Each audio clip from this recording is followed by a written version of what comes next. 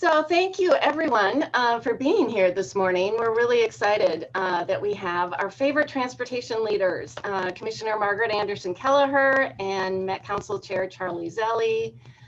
We have really enjoyed working with them over the years and are so happy that they are in the positions that they're in today. We usually do our Transportation Day at the Capitol event, as a lot of you know. We're usually over by the Capitol. But of course we can't do that this year. So we really appreciate everyone joining us remotely and having a really good conversation about transportation.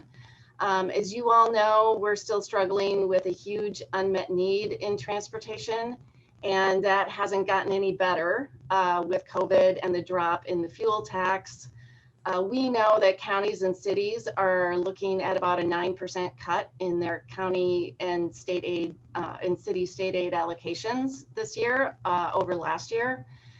And that transit systems are really struggling and are sort of staying alive with federal funds.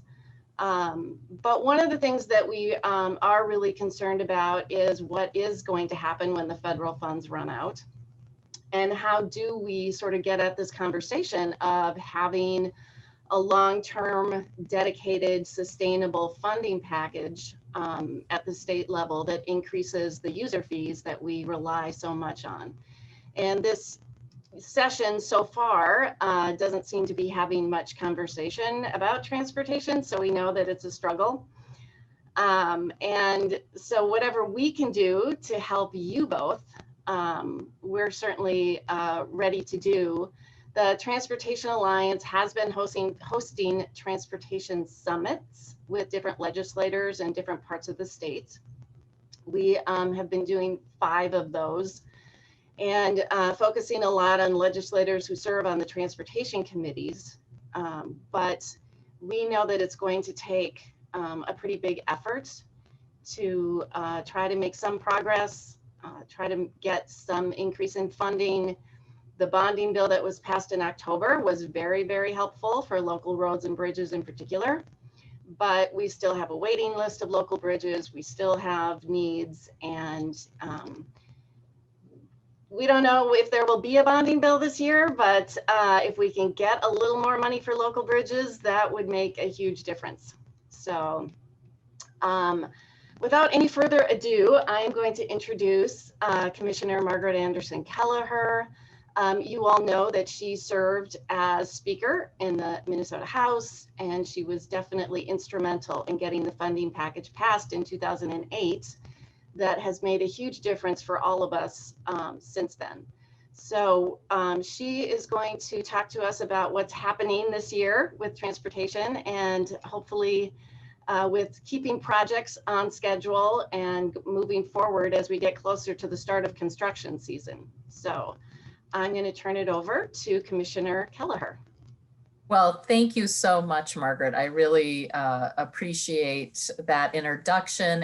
And let me say, I appreciate all of you and the work that you're doing and that the Alliance is doing to tell the story of what the need is. I think that is one of the most important things that we can be doing this session. We do have a number of new members of the legislature and some new members of the committee, and some of them are better versed than others, but we know that both sharing the need from a local standpoint and the statewide standpoint is often an effective way to build the support that we're going to need to eventually get to that sustainable transportation package.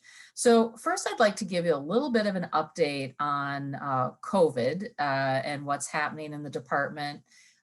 We also this week have our AASHTO Washington briefing this week. So we're meeting with a lot of the members of Congress. We'll do that this week and next week, and talking with them, both thanking them for the work they've already done on COVID relief. Charlie and I both, I think to different degrees, have benefited in our agency and department from having those funds come in, and we could talk more about that. But the important part that I think sharing with you about what MnDOT has been doing is that what a tremendously hard year At one point, over 50% of the MnDOT workforce was working away from their normal work location, usually from home, not always from home, but usually from home. Internet, we learned a lot about connectivity around the entire state since we're a distributed agency. And we also learned a lot about working with our employees who had children at home during this period of time. And so 30% of MnDOT's workforce is still teleworking, and that will continue by the governor's executive order through June at least. And, you know, we have different situations in different buildings about how we can bring people back. It is a challenge, you know, from being especially in headquarters. We've jammed people in every corner of the headquarters building, and being able to safely bring people back will be a big priority of ours. The good news is on the COVID front is that we delivered the entire program last year without delay.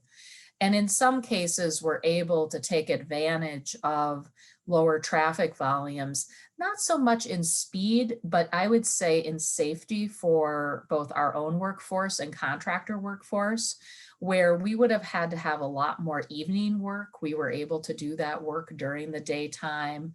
We were safely able to distance, and we look forward to delivering on a full construction season this year as well. So that's the good news, because some of my colleagues around the country, the CEOs of other DOTs, had much more significant challenges, both on the COVID health front, as well as financing and funding issues, and just contractor ability to deliver. We have not seen that. Our contractor partners have been terrific. And we have also been able to advance some things, which I'll talk about in just a bit. Our revenues are still down, and obviously we're getting the February forecast here for the state at the end of the week, and then we will be by law doing the transportation forecast update. As of today, we are down somewhere around that $170, $180 million mark from last February's forecast. It was predicted to be much worse at one time. At one time, we thought we were going to be down at least nearly 250 million. We've recovered a bit. And the federal money that came in December, which was directed towards DOTs, which had not happened in the past, will have a benefit. It's about $170 million.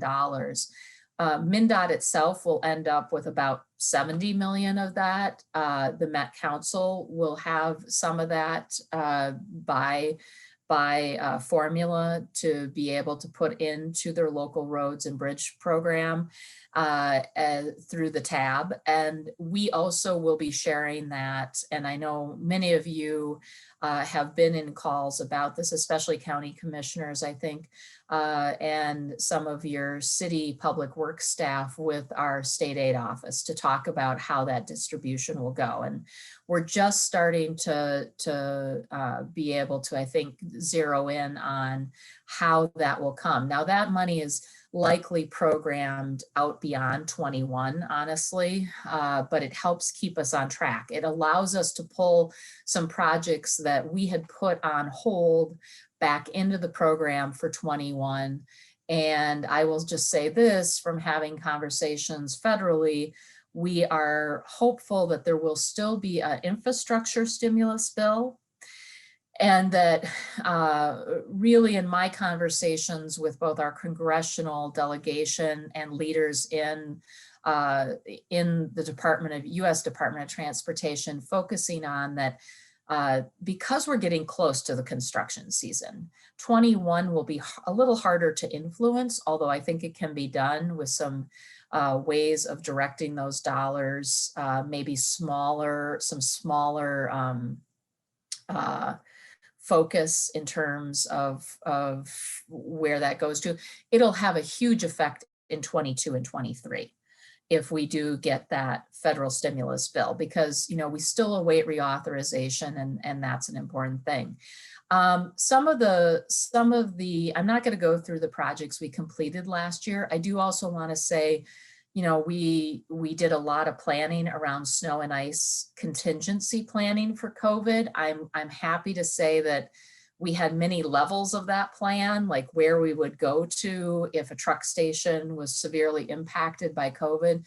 We've only really had to get to our first level of calling in other personnel to backfill where we needed it. But we've been doing a good job, and our employees are doing a good job on the COVID front. So let me get to the current budget and the governor's recovery budget. A lot changed in 2 years, right? The governor is still very much committed to sustainable transportation funding with new dollars. COVID is got to be the focus of our state right now, COVID recovery. And so much of that is focused on businesses, schools, as well as the day-to-day things that people are in need of. You know this, our communities are hurting and people are hurting still. And so we have an obligation, and the governor has an obligation to work to really try to help our state recover better and faster. And that's why this budget is focused in the way that it does. But like I said, it does not take away. The governor 100% understands that we need to have sustainable transportation funding and is very supportive of continuing to do work on these items. Of course, the governor also put out a capital investment bill this week, and that, Margaret, I heard what you said about local roads and bridges. You're well aware that the governor usually doesn't do a lot of recommendation on local roads and bridges, but allows for the legislature to work with local partners and bring those items in. And certainly we're always interested in helping our local partners deliver those projects. And honestly, that's part of the work that we've been doing since October, is working on the implementation of the bill that's out there that was passed into law, the $300 million for MnDOT, which has very specific categorical designation, and then the over $300 million that's to the local communities. And a lot of those projects are projects that frankly are county led, but MnDOT related projects as well. So we're working together on those. We have a number of smaller items in our transportation budget, but they're important. Our work on sustainability and public health is growing because of the reality that transportation is the largest emitter of greenhouse gases. And I know many of your counties and cities, for county and city leaders, are doing work on this already. I think there'll be some really interesting stuff coming forward out of the House on this topic, to be able to bring us all together, to do some of the work together, because this is one of those issues where, as you all well know, MnDOT really has direct control over about 10% of the system. And it's really in our leadership role of shaping policy and practice that we come to this work around public health and sustainability. And so there's a base increase for that area. There's money to reduce salt usage and move to more liquid de-icing chemicals. There's some money for rail inspectors. There's also some money for small business contracting opportunities. This is one of the things I'll just talk a little bit about.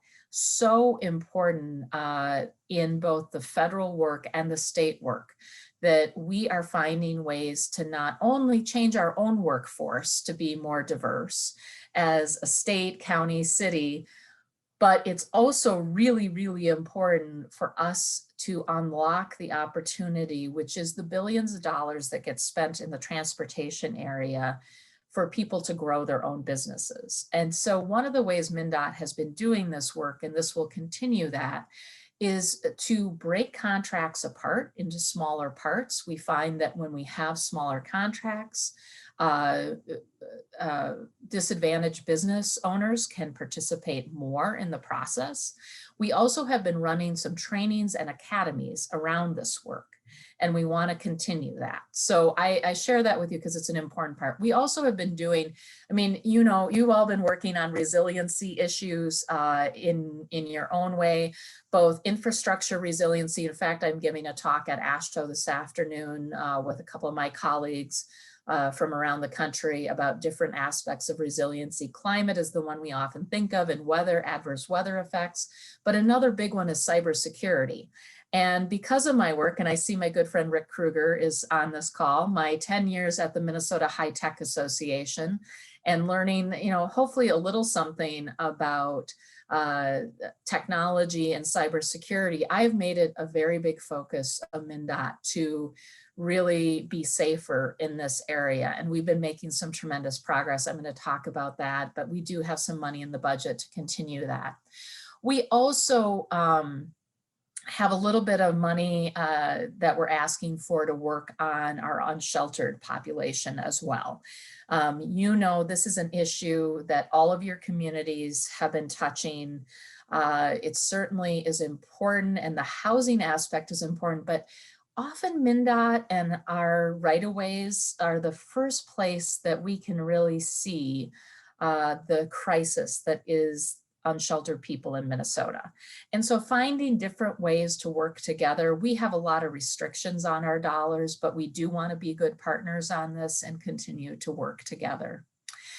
So I want to talk just briefly about some of the big projects that are on deck for this year and where they will be at. Completion of 35W at 94 will complete in 21. Yay. If you have driven it lately, you see this amazing transit station that we're doing in partnership with Met Council in Hennepin County. It's really going to be something. You know, if you look back at how you used to get to the bus on 35W at Lake Street, oh boy, it wasn't safe. It definitely wasn't pleasant. And you were really exposed to both the elements and potential harm. This will be a really brilliant solution. I think we'll see more solutions like this in the future on our metro system of those inline type stations. They're not cheap. And we should be completing the entire project by the fall. So I'm excited about that. Highway 14, Vance, I see you there. This is such an important issue. We'll continue the work on the east end this year, and the work is going well. We're hoping to let the bid for Nicollet to New Ulm sometime next fall. That is the goal. And that is, you know, with a lot of heavy lifting by counties, as well as using this TIFIA loan program through the Federal Highway Administration, through the Build America Bureau. That's something that maybe will come back in a comprehensive transportation bill. Right now, we're limited on how much of that we can do only to this project, but it particularly is helpful in rural areas where the interest rate is very, very low. Blatnick Bridge development is continuing to go to Twin Ports Interchange up in Duluth. That's a key project where if there were federal dollars, we could get all parts of that project back on the docket sooner. We had to break that project apart due to money. And I will stop there. I want to thank you for all your advocacy and all your work doing these transportation forums and being creative about, you know, how we fund the system of the future, because it is important for us. We're working on the electric vehicle issues. We're working on connecting automated vehicles. But I'm going to stop there and take a few questions, or if you want to go right to Charlie and we can both stick around and take questions, whatever you want to do. Thank you. Well, I do have a couple questions that were sent in, and also for anybody who wants to put a question in the chat, certainly feel free. But one of the issues is kind of similar to what you were just talking about, is kind of revenue sources of the future. And I know the department is working on a mileage-based user fee pilot. And so I'm just wondering if you can maybe give us an update on how that's going and kind of what the thinking might be in terms of some new and creative revenue sources. I don't know how creative they are, but I mean, certainly the road user charge, Representative Elkins has a bill out there that's modeled after the Utah voluntary program. I think that's encouraging. It would be good if in this session we can get something passed so we can begin to work on implementation of such a thing, because much better to get out ahead of this thing. I also just want to share that our three main sources, gas tax, motor vehicle sales tax, and registration fees, still are workhorses. And so is the gas tax. I mean, I know it's going to go down eventually, but please don't let anyone tell you that it's outdated or outmoded. The only thing that's outdated and outmoded is it hasn't kept up for inflation recently. So, look behind me, you will see the beneficiary of the Chapter 152 bonds, one of the last projects to get done with that 2008 tranche of bonds here, the Hastings Bridge. Sometimes I think people need to remember that they actually get stuff when they fund this system. And so I don't know about, I don't have a magic or crystal ball to tell me what the funding the future is, other than to know that it probably is a mileage-based use fee in some way that needs to be implemented, and we need to begin to put it together. We can't do that alone as MnDOT. We need the authorization of the legislature to be able to do a program like that. So I just share that with you. I think it's really important. Yes, thank you. And as I like to remind people also, revenue from a mileage-based user fee would not be constitutionally dedicated. So that's another important thing to keep in mind when people start talking about possibly replacing the fuel tax. I think that's something we don't want to lose, a constitutionally dedicated revenue source for one that isn't. And another question, which I'm not sure if it's for you or for Commissioner or Chair Zelle, but there's also a question about lifting the gag on the Dan Patch rail line. And if there's any opportunity to do that, I guess. Well, I will say that I think part of VMT reduction across the state, now we all, I think, as reasonable people, can understand that a lot of VMT reduction will happen in the metro area. And that's where Charlie and I are great partners. We need to rebuild a robust transit system. And I say that because I have lived in the same neighborhood for 30 years. My bus service has gone downhill for 25. I can't rely on it. I mean, it's not a product I can use reliably to commute. And so I think that one of the things we need to be thinking about here is not only do we need sustainable transportation funding, so does the Met Council to rebuild the system, to have a really good bus system. And that is important. So on Dan Patch, I don't think that's a legislative question more, because I think passenger rail and commuter rail can play a role in our future, and it is helpful to VMT reduction. And so right now we are very focused on the second line to Chicago. Honestly, that is in the governor's bonding bill. It's a very important line. It gives you that full round trip service in one day. It is an important development. I'm going to answer one question. Only 2 more state rail inspectors, Commissioner Beard, and I can follow up with you on that. It's not 4, it's only 2. So we can talk about that. Okay, it looks like there might be another statewide transit question, which of course MnDOT has Greater Minnesota Transit, and a very important service. Commissioner Kowalski, do you want to ask your question? Yes, thank you. Hello, Margaret. Nice to see you.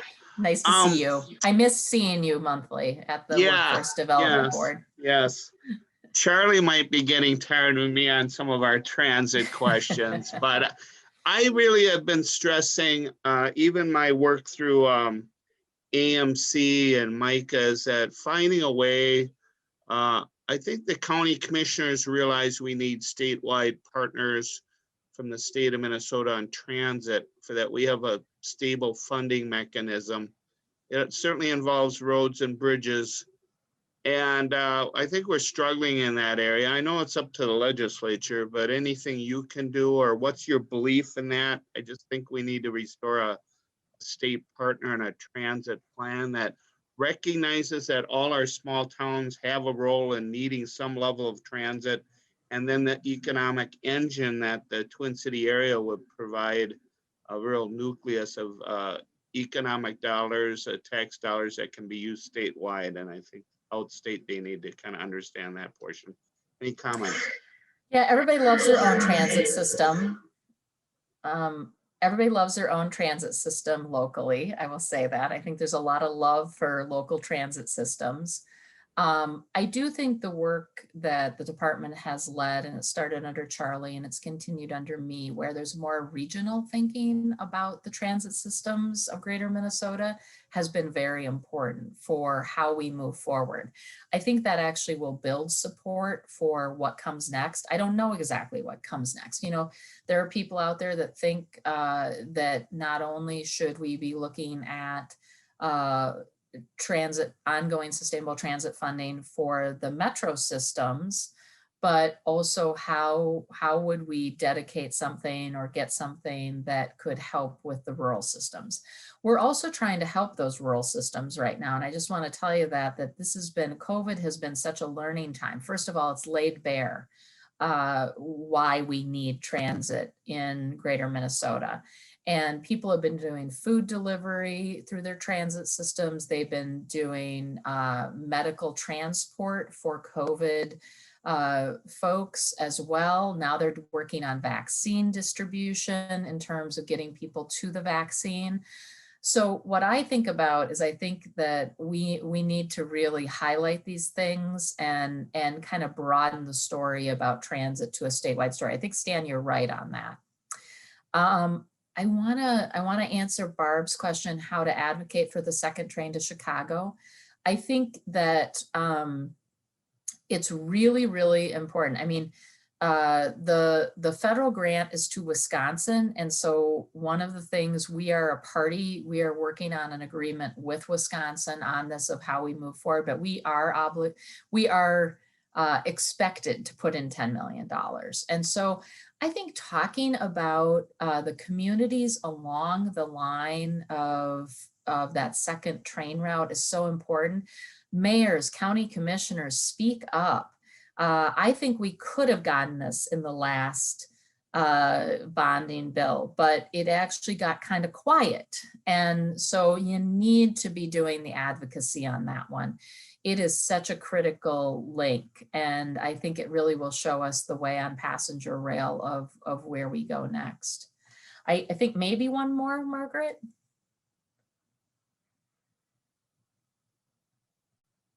There was a question about yeah. funds. Yeah, matching funds. So Chris, as a council member on the Met Council, asked about matching funds. Here's what we're hearing and here's what we're working on. I think in terms of a federal stimulus bill, both our national organization of state DOT commissioners has been working very hard to say that flexible is important there, not requiring a match.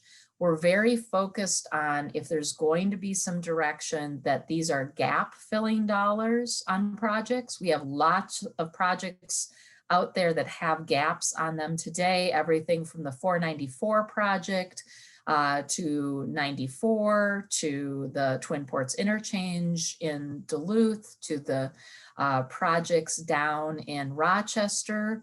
And so we are really interested in those being flexible dollars that don't need the match. Now, when it comes to reauthorization, it is very likely that we are going to need new resources in to take advantage of some of the newer things that will come under reauthorization. We have a little bit of time to work on that, I think, and build the case.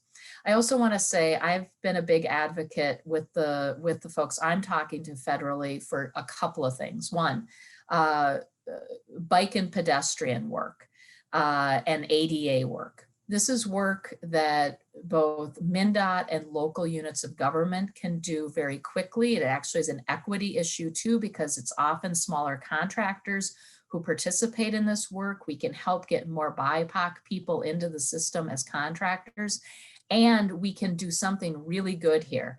The crash rates that we have seen, both vehicle, people riding bicycles and walking, is outrageous in the country right now. And it has skyrocketed in Minnesota. We need the dollars to be a truly multimodal system. And that's a place where if the federal government could focus on safety and safety in the system, we could do a lot of good things, I think, even in the construction season of 21 on this. I am pushing, and I'm very excited. Stephanie Pollock, as the Deputy Administrator of FHWA, was the leader at Massachusetts. She created a quick build program for local communities during COVID-19, where the governor gave her about $10 million to get out to local communities. Massachusetts communities responded overwhelmingly, doing everything from bike lanes to some outdoor dining work and other things. So just know that on the federal stuff, it's sort of all, that is the game in town right now that we're working on to get this federal stimulus done. That's great. And I also wanted to mention that the Alliance will also be hosting a meeting with members of the Minnesota Congressional Delegation on March 30th. And we also will be doing a lot of work at the federal level to really push for a strong infrastructure package. So we really appreciate learning more about what the department's thinking about. We know that resiliency will be a big focus at the federal level as well. So we should be ready for some money in that area. And so we really appreciate that and look forward to working with you on that. So I think we should switch gears now and hear from Chair Zelle. We're really happy to have him with us. And I'm going to see if I can figure out how to switch the screen here. Let's see. You're more adept than me, Margaret. But yeah. But I see Margaret's name. Oh, there we go. And I might try to share a screen here in a minute. Oh, but yes. We can definitely get that. I just want to say thank you while you're working on the tech, and I can share the screen here in a second. I might, if you can. I've been disabled, but if I can, I can just speak. No, I'll get that to work.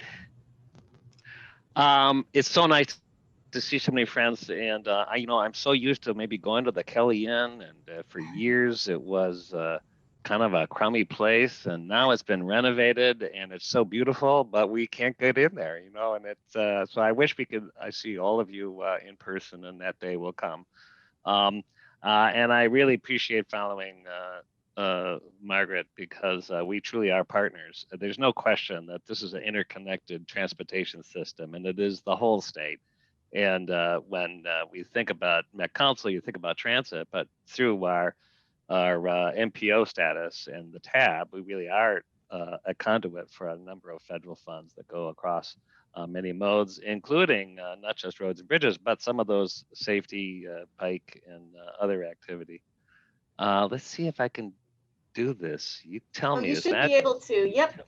Did that come across? Yes, it's working. Oh, isn't that beautiful? Yes. All right. Well, thank you. all right. I'm gonna go through just a few slides and cover some of the same issues that Margaret was talking about, some of the effects of this past year, what we're doing this year, but more importantly, what's on the table for the future, because there's just so much that we need to pull together and not forget that the funding for all infrastructure, and especially transit, is critical for our prosperity, and it is threatened. First, I kind of like MnDOT. Our revenues are down, but we're operating a transit system, and it really starts with a fare box, and our ridership is down. No mystery. This is roughly 50% if you compare the 2 years. But of course, the COVID really hit in March. January and February, a year ago, we were exceeding the year before. So it was trending very positively. And then, of course, it got hammered.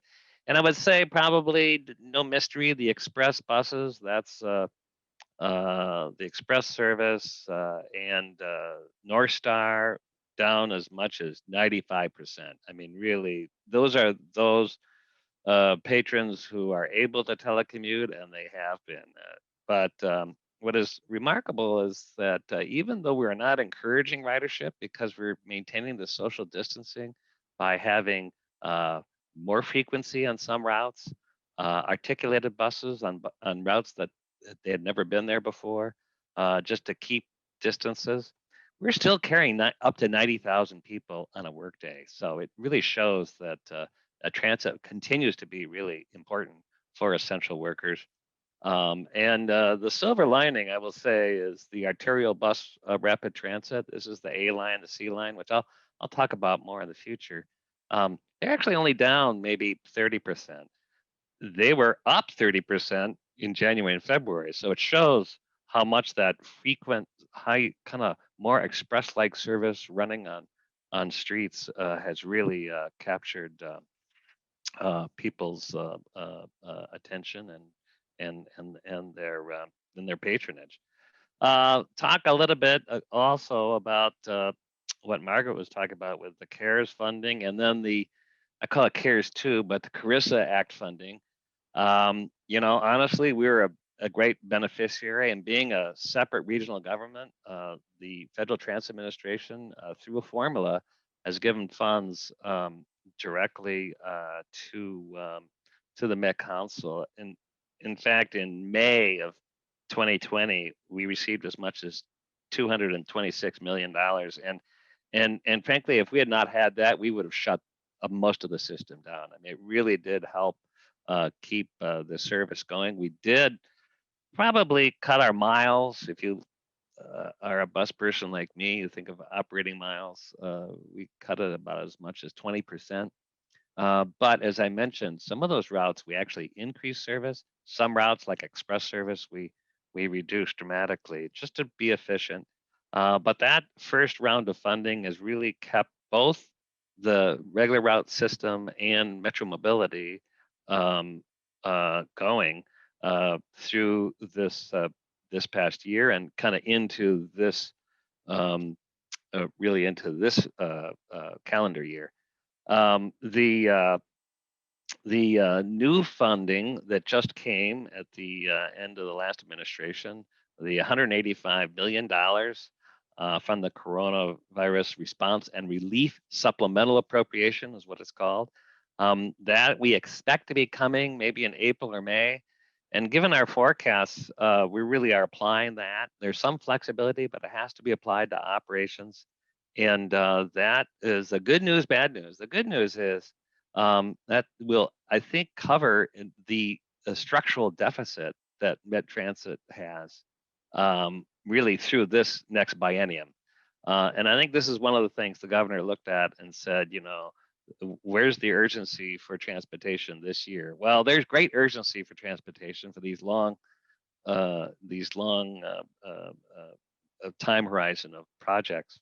But in terms of operations, we are actually covered through the deficits. That's the Metro Mobility, where that deficit is increasing substantially, and then of course our operations.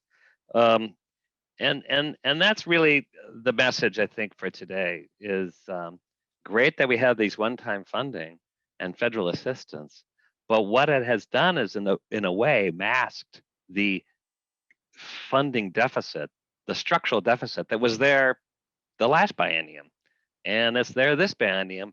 And by the time we take a close look at it with no clear federal bailout coming, the years 24, 25, the next biennium, we're probably looking at as much as a $200 million operating deficit. That's both Metro Mobility, it's rail, it's the bus system, and that does not include the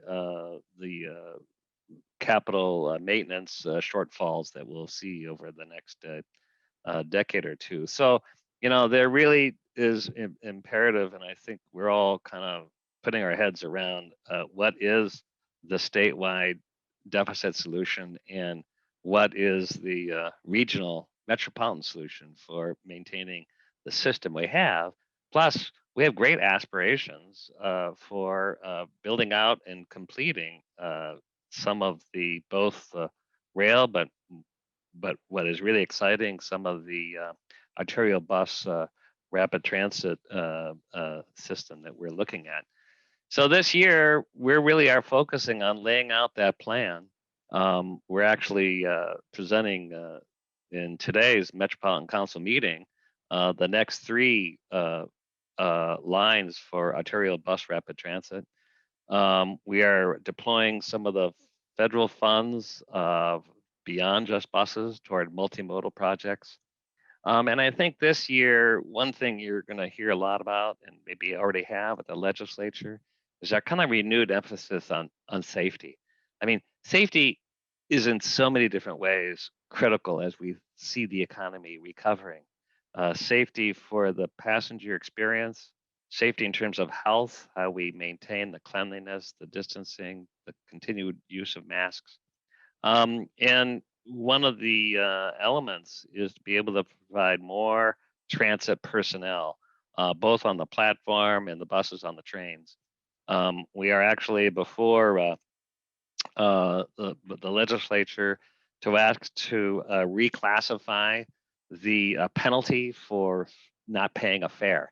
Currently, the penalty is as much as $180 fine. It's a petty misdemeanor. It can only be a citation can only be given by a sworn police officer, which is not a distraction, but it does take the time of our Metropolitan Transit Police. So we are proposing a revision to have citations that can be given much like a parking ticket with transit agents. We don't have a name for them, could be ambassadors, but those would augment even more Metro Transit Police. A combination of that, having live cameras, which we now have both on the trains and platforms with a central kind of a viewing area, and frankly, cameras on the police officers themselves. So we think a combination of more police officers, transit representatives, a clear expectation of code of conduct, and with that, we really need to lean in because it needs to be safe for everybody.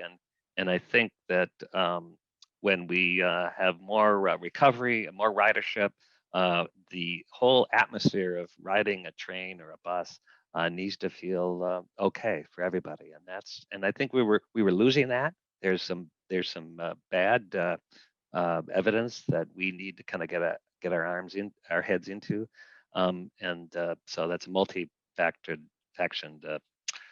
strategy up ahead. Thinking about the role Met Council is playing, clearly we're not just transportation, we're community development. We do a lot of environmental work with water. We do a lot with housing, with the largest housing authorities. So some of this stitches across a number of different areas. But when you think about the transit and the transit of the future, I am really excited about not just the light rail and the guideway transit, like the Gold Line, like the Blue Line extension, the Orange Line, which, as Margaret pointed out, is opening up later this year. That transit station at Lake Street and 35W is so exciting. It's out of the ground. You can see it now. And if you can imagine a picture of those ruddy steps going down to Lake Street, I mean, we have come a long way to making it safe, welcoming, and interconnected. When you think about the B line, which is now kind of starting construction soon and was part of the bonding bill last year, we're going to be able to have this arterial bus rapid transit, much like the A line and the C line, running from West Lake Street, connecting with the Green Line extension, down Lake Street, Marshall, all the way to the Union Station and connecting with the Gold Line. So as these lines come into place, they are not just a destination to destination. They're this interconnected way of approaching getting around the metro safely and efficiently. These ABRTs had the look and feel of light rail. They have ticket machines on the platform, higher security features. They're very expressy in their service. I'm not sure that's a word, expressy, but they have the technology to get green lights going down Snelling. Thank you, MnDOT. And it has been remarkably successful. So thinking about like just the D line, which is going from North Minneapolis south to Mall of America, the efficiency of North Minneapolis residents to get to jobs improves like in multiple fold, and the idea that we think about when you think about equity, it's really about access. How do we get those marginalized communities access, and not just to jobs? When you think about the ABRT, it runs all day. It's not just jobs, it's schools, it's going to the grocery store. It's how people are living their lives. And when we think about the rebuilding of Lake Street, building of North Minneapolis, those areas that really need some attention, frankly, it's just the infrastructure of having this transit vision that we all care about can make such a resounding difference. And then I'll just kind of end. I know we may have some questions, and there's a lot of information, and you maybe know a lot of it, but I just want to make sure that we're keeping our eye on the long-term ball. We have a structural deficit, and we have big aspirations. The return on investment for transit is huge, and I know that the private sector and chambers and you all at the Transportation Alliance know that. But my only concern is in this next year, when we do a lot of planning and we're advancing some of these lines, we have to be focused in 2 years from now. That looming structural deficit is right on us now, and it's something that we can't talk about enough. And I'm going to be talking about it, and I make a lot of people uncomfortable when I talk about the hard choices we have to make. But the big solution here is, particularly for the metro area, is a regional solution. And I know, and just following up on Commissioner Kelliher, there's transit in every county in Minnesota, and we shouldn't lose the sight of the fact that is going to play a big role in our post-COVID future. And I actually think those that say there isn't transit aren't seeing what I see every day, because it's there now. And when you think about how you rebuild economies and think about it isn't just, I always think it's not just access to jobs for employers, it's access to employees. My friends at United Health say with the Green Line extension, they can have employees come from St. Paul with one seat to their parking lot. I mean, that's remarkable. So I love the future. It's incredibly challenging. And I thank you all, everyone who are so, have been so involved in this advocacy and know that our work is still on us. So thanks. Great to be with you today. Thank you. Thank you so much. That was really informative. I also want to just echo that I think it is really important for all of us to keep sight of the longer term issue with transit. And the bus rapid transit has been really popular at the legislature, actually. And so that really does seem to be the future. And we have a vision for what that will look like. That also really helps a lot. And we're certainly pushing for a funding package that would include dedicated funding for transit in the metro area. So hopefully we can have some at least initial conversations about the future. We did have one or a couple questions. One in particular is about the North Star commuter rail and kind of what's happening with that, and will there be cuts in service? So if you could maybe touch on that. Thanks. Great question. I only described it briefly in saying the ridership was down 95%, but to go a little deeper into it, it's no different than some of the express bus service. So yes, it was really suffering, but we have higher costs because that is a commuter rail program, and we were able to reduce the service. So it went from 72 trips a day to approximately, I'm sorry, 72 trips a day. That'd be quite a service. 72 trips a week, and we cut it to 20 trips a week. You know, we actually looked at what if we just suspended the service. I mean, we really looked at all options because, you know, there's a limited amount of money, and let's be smart about the money we have. And unfortunately, the costs of shutting it down, and then maintaining some of those fixed costs, like our contracts with BNSF to kind of keep the locomotives in shape, and then the cost of ramping it back up again, it was at best a break even for the time period we were facing this year. And the FTA said you can only suspend service if you had a clear date to bring it back. So we felt the best course was to reduce the service substantially and be positioned to, as demand increases, to bring it back into its full operating mode. Having said that, we're really looking at what is the work of the future. Are we going to have rush periods the same way as we did? Should we think about spreading those schedules out during the day? And of course, there's a lot of interest in some legislators, in particular in the St. Cloud area, that maybe if we had a big population center on the other end of the North Star, it would have a much more success. And as a transportation guy, I can't argue with that. It really is. It is as much about economic development, ridership, and I think with the Big Lake being the end, did not help that line at all. So I think this will be a great period of conversation. I think that we have to continue to watch that investment, but I think at this point it's holding its own with some of the fixed commitments, and let's see where we can go in the future. Okay. And do you think that Minnesota is well positioned for additional federal funds in terms of any matching funds we might need or shovel-ready projects? If there is a big infrastructure package, how well do you think Minnesota will do in terms of transit funding from the feds?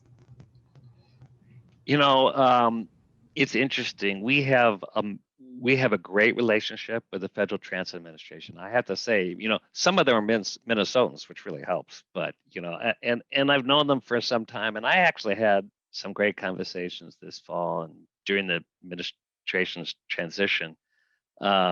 We have a number of lines that are in the planning stages and into engineering. They talk about the Blue Line extension. That's really the last kind of light. Well, not, excuse me, I shouldn't say last. It is the next major kind of rail guideway. I think the FTA has great confidence in our team and in our region. So I think with the new administration, there will be opportunities for funding. Maybe with some more reauthorization, some more relief packages, there might be more funding coming to us by formula. The transit systems that are really in dire shape are the ones that have tremendous deferred maintenance, that are Boston, New York. I mean, they are still really in a crisis mode. Our crisis, we can see coming right up, you know, in 2 years. But right now, you know, we're kind of covered. So that's what puts us in a funny position, because we don't have we're going to shut it down today. And part of the problem with transit funding is, you know, the capital side, we know it's going to be there. You want to keep it, you want to build, you want to keep it in good shape. The operating side, if you don't have the funds, we have to kind of turn it off. With some infrastructure projects, we just end up delaying. It's not urgent because we're delaying the projects. Our transit, it's urgent because when you get a structural deficit, the cuts in primarily our bus service and our rail service would really be draconian. So it does. So the cliff is much more. It is urgent in 2 years, but I think that the federal government will play an increasing role. The administration has been very positive, and the reauthorization and infrastructure seems to have bipartisan interest. That's the one area that all sides are talking about, saying we can do this, and it has economic stimulus effect. So I think we'll see something. Great. Well, thank you. And I also just want to really thank you for your partnership and all the work that you did with the business community back in 2008, and hoping that maybe we can replicate that at some point and get more, statewide involvement and involvement from chambers and business folks to really push for the long-term funding that we all know is needed, and you certainly know is going to be needed in after the next couple of years. So the more we can all work together, I think we would really appreciate keeping this partnership going. And I think the chambers really know that, and I spoke to some just recently. They really want some solutions, and I think you're right. And I think our work is still ahead of us. But thank you, Margaret, for your continuing persistence. And I love just when you think you're going to give me a plaque and I run away, I keep coming back. So we're not done. We're going to keep getting these events. That's okay. So, we don't mind giving you plaques. Oh, okay. Margaret, can I step back again for just a second? Absolutely. I think Peter, we feel like his question was answered. I'm going to give it one more shot. He might not have heard my answer. The issue on shovel ready.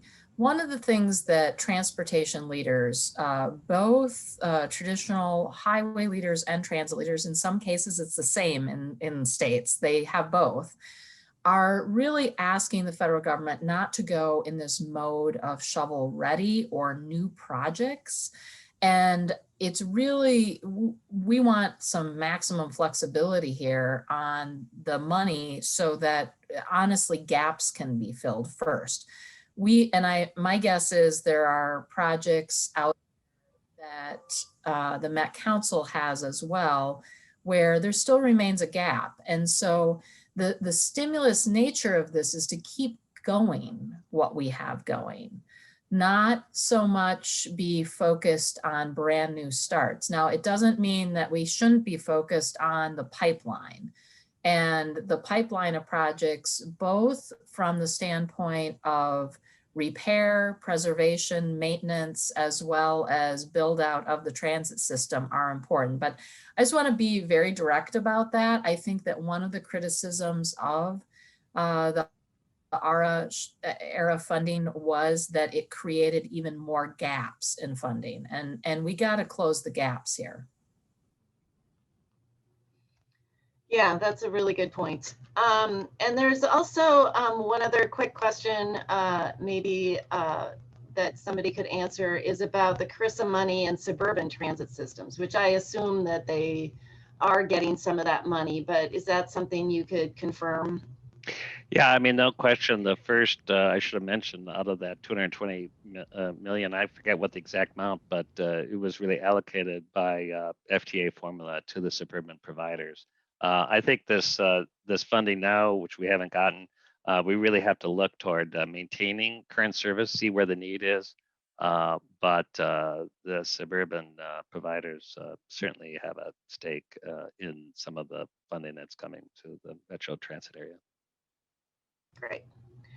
Okay, well, I want to really thank both of you, Commissioner Kelliher and Chair Zelle. Thank you so much again for taking the time to join us today. We really, really appreciate all this great information. And again, we want to continue to be in conversation with you and working throughout the session to really try and make some progress and also work at the federal level. So thank you very much, everybody, for joining us. Everybody have a great day, and we will see you soon. See you soon. Bye-bye. Thanks.